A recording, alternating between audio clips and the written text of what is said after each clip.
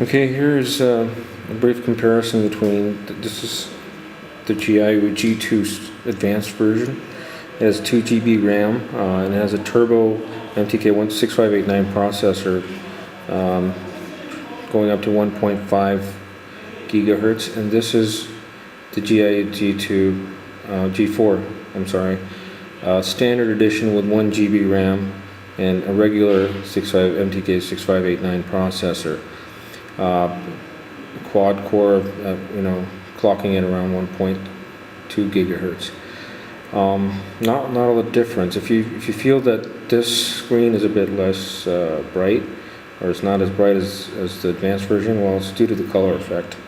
This is in black and this is in white, and that does affect how you see the colors eventually. Otherwise, touch response, everything else, gameplay is the same. There's a major price difference, mainly because of the hardware tech, and otherwise both phones are almost the same specs. Everything's the same. As you can see, not a lot of difference. In fact, no difference at all. One thing which my colleague Mr. Usman pointed out was that the buttons at the bottom, there are no lights there. Some people might take it as a pro, others might take it as a con, depending on your point of view. Some people thought that this was a distraction, especially if you're watching a movie and you press that button and light up. So for them, this is something they can be happy about, that they won't see any distractions while they're looking at the screen. For others, I guess they did have a sort of problem with navigation of the buttons, but eventually, if you're using this for quite some time, you won't have any issues with that. Otherwise, both phones are awesome. Their scores, definitely their scores are different, as you can see.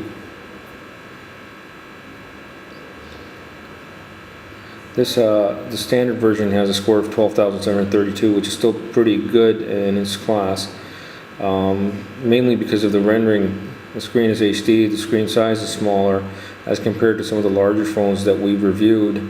Once again, the GPU, it takes a toll to render a larger screen and a high resolution screen. That takes its toll on the GPU.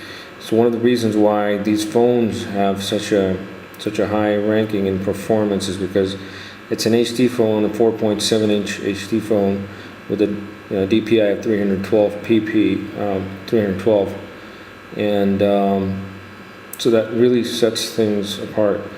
Besides this, it's almost everything is the same. You can play heavy games like Nova 3. You can play games, moderately heavy games as well. So no issues on that. Both of them should be able to handle multitasking pretty well too. The sensors are almost the same sensor, same everything. It's just the hardware, the processor, and the RAM, which shows the difference in price. Otherwise, both phones are excellent, which is something quite amazing. As compared to some of the local phones in the market, these phones have really set themselves apart. And at the price that they're being offered, it's a good, it has great value for money. One thing we should mention is in the build quality is that the standard version, the black one, has a matte finish on the back, as compared to its counterpart, the advanced version with the 2 GB RAM. It has a plastic and glossy finish as compared to the matte finish. And as you can see, the thing with the glossy finish is if you touch it, it leaves marks, as compared to matte finish. It really is quite clear, and the markings don't show up. I'm not sure if you can see it on the light. If you check this out, the matte finishes covers up any fingerprints or anything like that.